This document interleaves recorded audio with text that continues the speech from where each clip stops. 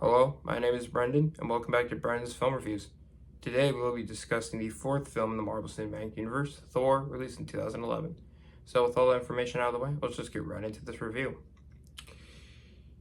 So for this review, I'm just going to go pretty much in the order of the notes I took, as there's a lot of talking points in this movie.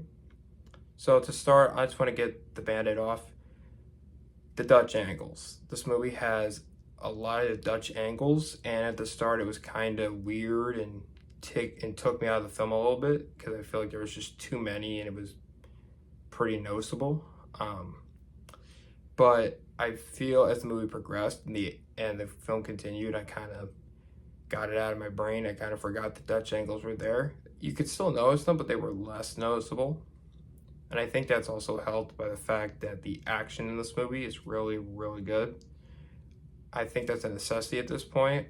All four of these MCU films have had great action, so I feel like it's a necessity just to bring that up. But for the sake of talking about the Dutch angles, I did want to go ahead and bring that up. My second major point that I came up with when I was watching the film was the opening of the film. This movie opens pretty weird. I'm not a huge fan of it, where basically the movie starts with a scene that takes place, I'd say, about 20 minutes or so. It's the scene right after Thor is banished from Asgard. It starts there and then it goes directly into a monologue. And I'm not a huge fan of the way it's set up. I think the movie should have just started with the monologue, because they pretty much replay the same scene twice. Scenes like that can work in other movies, but in this case, I think it really was weird to have in there. So for this movie specifically, I don't think it works there, and I think it really hurt the movie. But it wasn't a killer for the movie, I guess, is the best way to put it. Next, I want to discuss Asgard, because Asgard is beautiful in this movie. It is stunning. It looks visually great. They don't shy away from the Norse mythology in it or the Shakespearean aspects of it. They don't water anything down. It looks great. It looks taken straight from the comics, from the Bifrost to the buildings and everything. It looks great. It looks like Asgard, and I think they did a great job of bringing Asgard to life in this movie. And finally, the final major talking point that I want to bring up is the characters, because I think that's pretty much the biggest talking point in this movie. So to start, we have, of course, Thor, who is, of course, in the title of the movie. Thor's arc in this movie is a little watered down. I guess it's okay, I guess. There are some nice moments, but my biggest complaint, and I know Iron Man wasn't the first movie to really bring this up, but his arc really feels like Tony's arc from Iron Man 1, just watered down, where pretty much he's an arrogant jerk at the start of the movie and learns humility. And I know Tony's obviously learned other stuff in the first Iron Man, but becoming a better person, I think it's too similar. It's not terrible in this movie. I think there are some nice moments when Thor tries to pick up the hammer. I think it's a very well done scene. But overall, it doesn't work for me nearly as much as I would have hoped it would. It's just okay. It feels so much like Tony's arc from the first movie, just watered down, and it feels a bit rushed.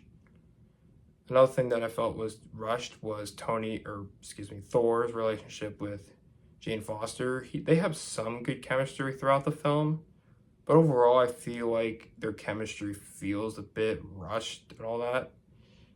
It's not bad at all. There's some, like his arc in the movie, there are some nice scenes in there, but overall it feels a bit rushed. And as for the human characters as well, I didn't care too much for them. They're not bad characters. They're fun at points. Because again, this is a very funny movie, might I add. This movie has the fish out of water humor, and I think it's pretty funny when they're on Earth. The movie's pretty entertaining, but the human characters I don't think are nearly as good as they could be. They're okay. They're just okay. But now we get into the real standout of this movie, and for once, I'm gonna rip the band-aid off. We actually have a great Marvel villain, and in this case, it's Loki. Loki is a great villain in this movie. I think he is, for once, has a human motivation that isn't, I want to be rich, I want money, I want power, yada yada yada. Loki's motivation in this movie is his father's approval, which I think is a very human thing. Pretty much, he was adopted as a baby or whatever, and he feels, his father adored Thor and all that stuff, so he wants his father's approval by destroying Jotunheim and stopping the war between Asgard and Jotunheim. And I think that's a very human motivation. And I think it makes a lot of sense for him to do that. Loki in this movie isn't just, oh, I want the throne. I want my father's approval. And I think that's a very human motivation. And I think Tom Hiddleston plays it very well. He plays a very human yet sinister villain in this movie. And I think he does a great job. And I think most of the cast is good. Chris Hemsworth is great as Thor. Anthony Hopkins is good as Odin. It's a great cast for the most part. And I think Loki especially shines in this movie. There are some things about the characters that I would have changed around, but overall I'd say it's okay. There's nothing too terrible. It's just okay. And that's pretty much my thoughts with the movie. It's just okay. It's nothing great, but it's nothing bad either. It's just okay. The character arcs are okay. The character motivations outside of Loki are okay. It's just okay. Loki's a great villain and the standout of the movie for me. The Asgard looks great in this movie. I think that is really well done. So, but for the most part, there's some wonky things here and there, but it's okay. It's a good movie. I will give it a 7 out of 10 for this review. And with that, thank you for watching this review. Join me next time as we discuss the MCU's first Avenger. Thank you so much for watching this review, and I hope you have a great day.